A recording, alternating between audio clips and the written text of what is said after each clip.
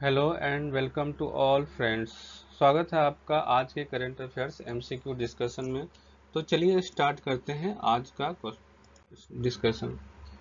The first question is what is the primary purpose of the Indian railway new master clock system. भारतीय railway की नई master clock प्रणाली का प्राथमिक उद्देश्य क्या है? The first option is to reduce traditional clocks with digital clocks at railway station. Railway स्टेशनों पर पारंपरिक घड़ियों की जगह डिजिटल घड़ियां लगाना। The second option is to provide real time weather updates to ट्रेनों को वास्तविक समय में मौसम संबंधी अपडेट प्रदान करना।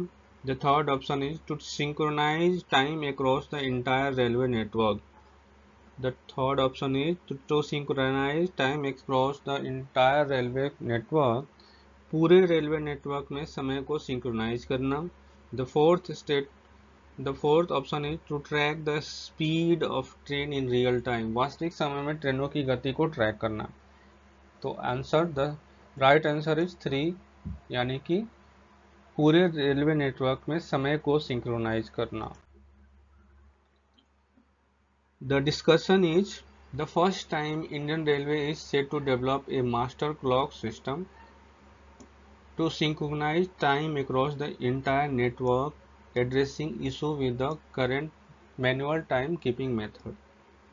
अभी क्या है कि वर्तमान में टाइम जोन के वजह से मैनुअल टाइम सेट किया जाता है, और उसके वजह से जो कभी एक्सीडेंट्स हो गए तो उसमें इंसिडेंट्स का एक्चुअल एक्यूरेट डाटा निकालना थोड़ा मुश्किल होता है।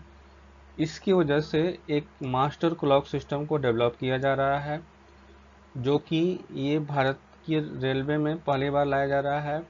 और इससे क्या होगा कि डिफ़िकल्टी जो पहले होता था रेल इंसिडेंट को जांचने में, उसको जो है, जो समय का मिसमैच होता था उसमें सहूलियत मिलेगी। इस सिस्टम के वजह में आपको स्टेशन मास्टर जो है पहले मैनुअली टाइम सेटिंग करता था, अब जो है वो आपको नाविक के थ्रू, यानी कि जो मास्टर क्लॉक सिस्टम होगा वो सैटेलाइट और नाविक के थ्रू, नेशनल फिजिकल लिबर्टी के थ्रू जो है वो अपने आप अपडेट हो जाएगा। Integrated across various railway station and applications and system. और इस सिस्टम को, मास्टर क्लॉक सिस्टम को, सारे रेलवे के जितने भी ऐप्स हैं और उसके जितने भी इंटरनल सिस्टम्स हैं सबके साथ इंटीग्रेट किया गया है। The synchronize time system will enhance operational efficiency. इसके द्वारा ऑपरेशनल एफिशिएंसी को भी बढ़ावा मिलेगा। Improve the post accuracy of post incident analysis. अगर कोई घटना घटित हो जाती है तो उसके बाद उसको एनालाइज करने में आसानी होगी, क्योंकि रियल टाइम बेसिस अपडेट उसमें अवेलेबल, डाटा जो है अवेलेबल होगा, इसके वजह से आसानी होगी। The next question is what is the primary objective of the FSSAI initiative title micro and nano plastic as emerging food contaminants. FSSAI की पहल माइक्रो और प्लास्टिक, नैनो प्लास्टिक उभरते खाद्य संदूषक का प्राथमिक उद्देश्य क्या है? The first option is to ban the use of plastic in food packaging. खाद्य पैकेजिंग में प्लास्टिक के उपयोग पर प्रतिबंध लगाना। The second option is to develop and validate methods for detecting micro plastics in food products. खाद्य उत्पादों में माइक्रोप्लास्टिक्स का पता लगाने के लिए तरीके विकसित करना और उन्हें मान्य करना। The third option is to reduce plastic production in India. Bharat में प्लास्टिक उत्पादन को कम करना। The fourth option is to introduce new food safety standards for organic product. जैविक उत्पादों के लिए नए खाद्य सुरक्षा मानक लागू करना। The right answer is B, to develop and validate methods for detecting microplastics in food products। यानी कि खाद्य उत्पादों में माइक्रोप्लास्टिक्स का पता लगाने के लिए इस योजना को, इनिशिएटिव को शुरू किया गया है। इस primary objective of the SSI initiative to develop and validate methods for detecting microplastics in various food products and to assess their prevalence and exposure level among consumers in India। तो इस initiative का पहला उद्देश्य जो है वो आपको methods को डेवलप करना for detecting microplastics in various food products. अभी हाल ही में food safety and standards authority of India ने एक इनिशिएटिव प्रोजेक्ट लॉन्च किया है जिसका नाम है micro and nano plastics as emerging food contaminants establishing validated methodology and understanding the prevalence in different food matrix. और ये आपको मार्च 2024 में शुरू किया गया था। ठीक है, 18 अगस्त को इसके संदर्भ में एक दिशा निर्देश जारी किया गया है, recognising microplastic pollution as an emerging threat that requires immediate attention। The project micro and nano plastic emerging, तो इसमें इसको नया गाइडलाइन जारी किया गया है 18 अगस्त को। In a recent report the FAO यानी कि food and agriculture organization highlighted the presence of microplastics in common food items such as sugar and salt. एक रिपोर्ट में FAO ने बताया था कि जो भी फूड आइटम्स अवेलेबल हैं उसमें माइक्रोप्लास्टिक्स के रूप में शुगर और सॉल्ट में यानी कि चीनी और नमक में माइक्रोप्लास्टिक्स की मात्रा पाई गई है। While the report underscored the global prevalence of microplastic, it also emphasized the need for more robust data to fully understand the implication for human health and safety, particularly in India context।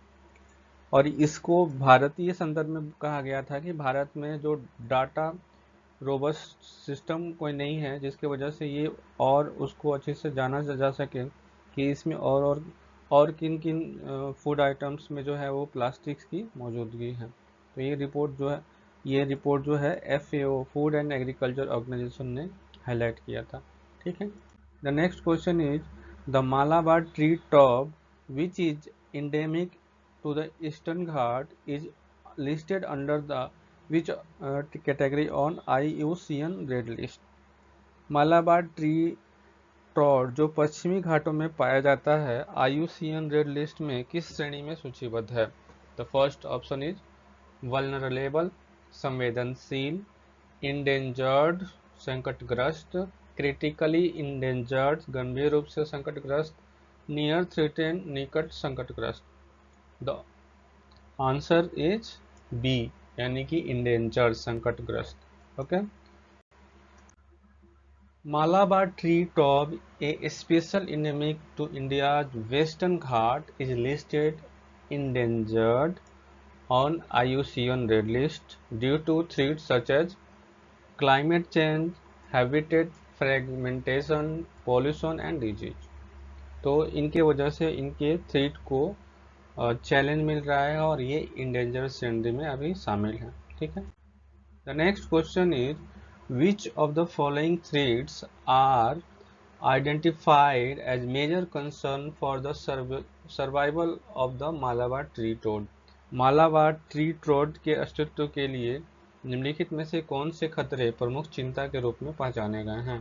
The first option is industrialization, agriculture expansion and air pollution, औद्योगिकरण, कृषि विस्तार और वायु प्रदूषण। The second option is overhunting, water scarcity and soil erosion, अत्यधिक शिकार, पानी की कमी और मिट्टी का कटाव। The third option is habitat fragmentation, climate change and pollution, आवास विखंडन, जलवायु परिवर्तन और वायु प्रदूषण। Invasive species, deforestation and soil salinization. The fourth option आक्रामक प्रजाति, वनों की कटाई, मिट्टी का लवणीकरण। तो ये आपका the right answer is C यानी कि आवास विखंडन, जलवायु परिवर्तन और प्रदूषण। The major threats to survival of the Malabar tree toad include habitat fragmentation, climate change, pollution, which contribute to its endangered status. Okay. The next question is, consider the following statements about the आरोग्य मैत्री disaster management cube. आरोग्य मैत्री आपदा प्रबंधन cube के बारे में निम्नलिखित कथनों पर विचार करें. The first statement is, the cube is part of Indian Army broader Bhishma initiative. यह क्यूब भारतीय सेना की व्यापक भीष्म पहल का हिस्सा है. The second option is, it integrates AI and data analytics for real-time monitoring during disaster management. यह आपदा प्रबंधन के दौरान वास्तविक समय की निगरानी के लिए AI और डेटा एनालिटिक्स को एकीकृत करता है. The third option is, the cube's components are bulky and require heavy machinery for transportation. Cube के घटक भारी होते हैं और परिवहन के लिए भारी मशीनरी की आवश्यकता होती है. Which of the above statement are correct? उपयुक्त में से कौन से सही हैं? तो 1 and 2, यानी कि 1 and 2 are the correct answer. 3 is incorrect. The explanation is, statement 1 जो है वो सही है. आरोग्य मैत्री डिजास्टर मैनेजमेंट क्यूब जो है वो इंडियन आर्मी के Bhishma initiative means Bharat health initiative for सहयोग, हित एंड मैत्री. और अभी यूक्रेन में जब हमारे प्राइम मिनिस्टर विजिट किए हैं तो भारत ने 4 भीष्म जो है यानी कि भारत हेल्थ इनिशिएटिव फॉर सहयोग, हिट्स एंड मैत्री को यूक्रेन को डोनेट किया है. Statement 2 is correct. The cube integrates AI and data analytics for effective coordination and real-time monitoring during disaster management. The 2 option is correct. The 3 option is incorrect. The cube components are lightweight. ये हल्के होते हैं और ये transportable होते हैं, इसीलिए आसानी से कहीं भी जा सकते हैं. ठीक है, तो ये थी आज की डिस्कशन. मिलते हैं अगले डिस्कशन में, तब तक के लिए धन्यवाद.